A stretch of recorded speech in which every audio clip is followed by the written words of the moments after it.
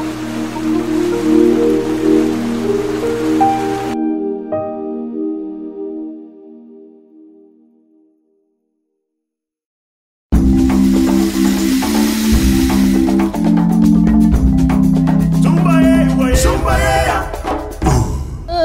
réjouir dans le Dieu de mon salut, en Jésus mon roi.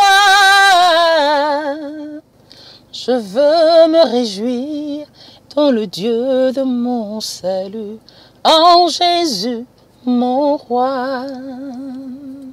C'est encore moi de Queen of Sheba. Parents, pourquoi nous aimons tant insulter nos enfants? Cet enfant est une copie de nous-mêmes, n'est-ce pas? Il est sorti de nous. C'est ma progéniture. Et je le regarde et je l'insulte. Je lui dis qu'il est imbécile, qu'il ne vaut rien, qu'il ne vaut rien à l'école.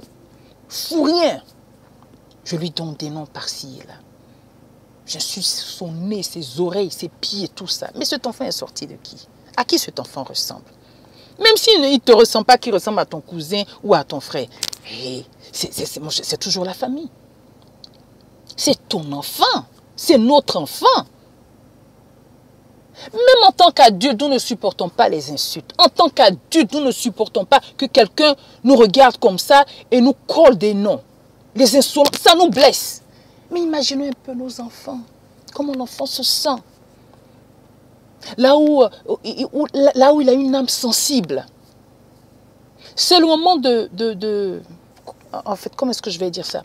De remplir cet enfant non seulement de compliments, mais de self-esteem, de paroles positives, pour que ce soit un bagage solide dans sa vie quand il va grandir. Je ne dis pas de ne pas faire de réprimande aux enfants. C'est pas ce que j'ai dit. Il faut le faire, mais il faut le faire dans la sagesse, dans la prudence, parce que les paroles blessent. Les paroles pénètrent dans le cœur. Et très souvent, ça laisse des cicatrices. Faisons attention à comment nous abordons ces choses-là vis-à-vis de nos enfants. N'est-ce pas? Nous savons au moins que la mort et la vie sont au pouvoir de la langue. Nous sommes conscients de cela. Il y a des parents qui ont prononcé des paroles dans la colère. Et ils étaient tellement convaincus dans leur colère que sans le savoir, ils ont lancé des malédictions sur la vie de leurs enfants. Ce que nous disons peut porter des fruits ou positifs ou négatifs. La parole est influente. Elle a un impact dans les deux sens. Et donc faisons attention.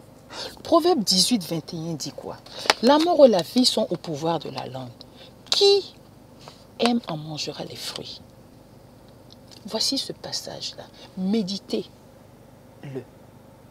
Méditez sur ce passage et faisons attention à comment est-ce que nous parlons à nos enfants. Si nous prononçons des paroles négatives avec passion, c'est ce que nous allons créer dans notre vie. Si nous prononçons des paroles positives aussi avec passion, c'est ce que nous allons créer dans notre vie. Si mon enfant fait quelque chose de mauvais, qu'il agit comme, qu'il n'agit pas bien, il faut que je me calme d'abord et que je lui dise exactement ce qu'il a fait. Tu es très intelligent comme enfant, mais tu fais comme si tu n'es pas intelligent. Pourtant, tu es intelligent. C'est juste un exemple que je vous donne, parents. Changeons un peu la manière dont nous parlons à nos enfants. Je ne suis pas en train de dire à un parent, je vais te montrer comment éduquer ton enfant. Non, c'est juste des conseils que je donne. Parce qu'aujourd'hui, nous avons des enfants qui ont des enfants qui se sous-estiment à cause de comment est-ce que papa a parlé, comment maman a parlé. Et donc, je vous encourage à méditer ce verset, n'est-ce pas? Que Dieu vous bénisse.